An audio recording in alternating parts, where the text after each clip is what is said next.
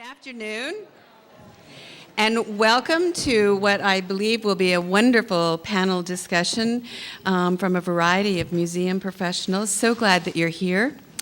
I would like to introduce the moderator for the panel today, a very good friend of mine, Mary Case. Mary lives in Washington, D.C., where she operates what I like to call a think tank for museum professionals. She was a facilitator for a director's roundtable that I belong to, and just a true friend, a mentor, so knowledgeable about the workings of a museum from the inside out. Just many, many great pieces of advice that she's offered to me and to our whole group over time. So when it came to picking a moderator who knows more about museums than Mary Case.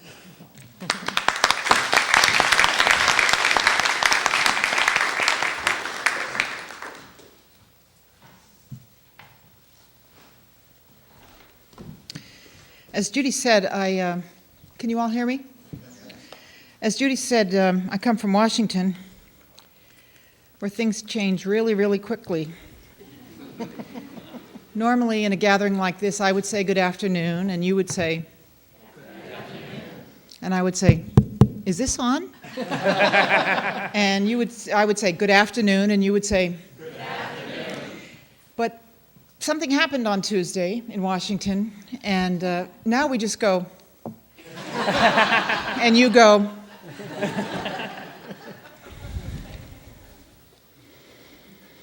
I'd like to thank Professor Larson for inviting me to facilitate this discussion this afternoon on the meaning and value of art museums in the 21st century, because I no longer have a clue. Despite 30 years of working in museums and in the field, I've never felt less equipped to answer that question. I've spent the last 6 months talking with museum CEOs who are essentially feeling their way blindly along without precedent, dismantling programs which they have spent decades building,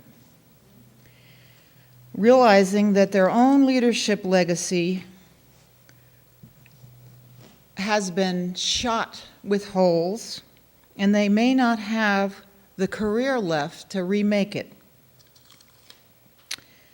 So, the value and meaning of museums. I am so interested to be here, to hear what our panel has to say, and to hear the questions that you will ask and the contributions that you will make. Because I do think that one of the answers to those questions is that it's collaborative, and it's about what you have to say and what you have to do, as well as what we have to say and do. Each speaker will have about 10 minutes, and then we'll have that dialogue and hear what you have to say. Randall Stout, who's on the end, you have in your programs, I think everybody has a program, so there's the bona fides are in there. I'm going to tell you a few things which you might not know. Randall is a Southerner, which explains why he is well known for renovating his grandfather's tobacco barn. He's also done power plants in Germany, which have used, as part of the greening that he does, his buildings are green, very, very green, use the existing steel frame and the concrete masonry bearing walls. Color is very important in his work, as is lighting, which figures prominently in all the work he does. 21st century technology supports everything that his firm does. In fact, it couldn't happen without 21st century technology. I first saw his work in Chattanooga at the Hunter Museum of Art. He has just opened the Talbot Art Museum. I think we'll probably see a few pictures of that.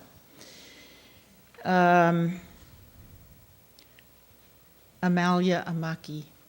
This is my new mantra. Amalia, Amaki. Amalia, Amaki. Amalia, Amaki.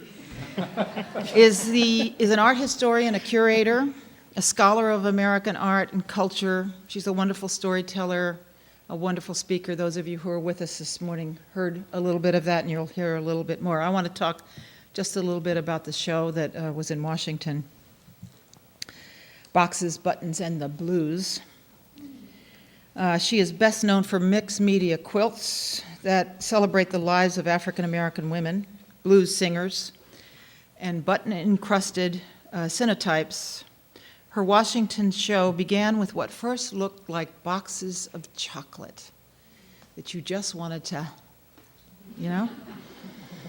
But they turned out to be ornate buttons, touched by unknown hands with unknown histories that came to rest in forms inspired by paper fans and ornate jewelry on colored fields.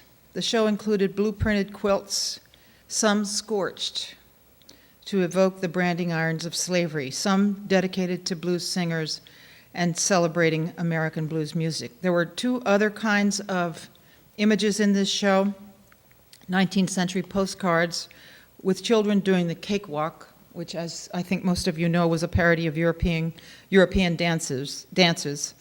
And finally, digitally manipulated images, of which this is a kind of iconic one, of purple, gold, and blue women playing with the concept of race and beauty. Amaki's show, Buttons, Boxes, and Blues, really stood Washington on its head, which I imagine she will do again for us this afternoon in just a few minutes. Dane Goodman is a working artist. Some of you will know him because he comes here.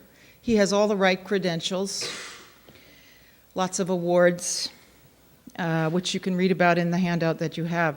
But what's important, I think, to know about Mr. Goodman is that he is the kind of person that any vibrant cultural community must have. Every cultural community must have a Mr. Goodman. He produces his own work, and he takes that unending risk to put it out there every year.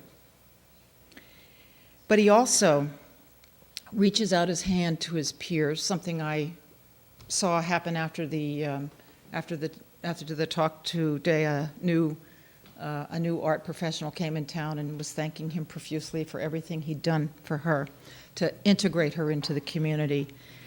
But he also does this nationally by his volunteer work with the NEA and other national groups by lecturing around the country.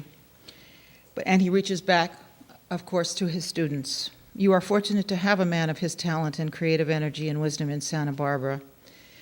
And we will hear from him now. Thank you.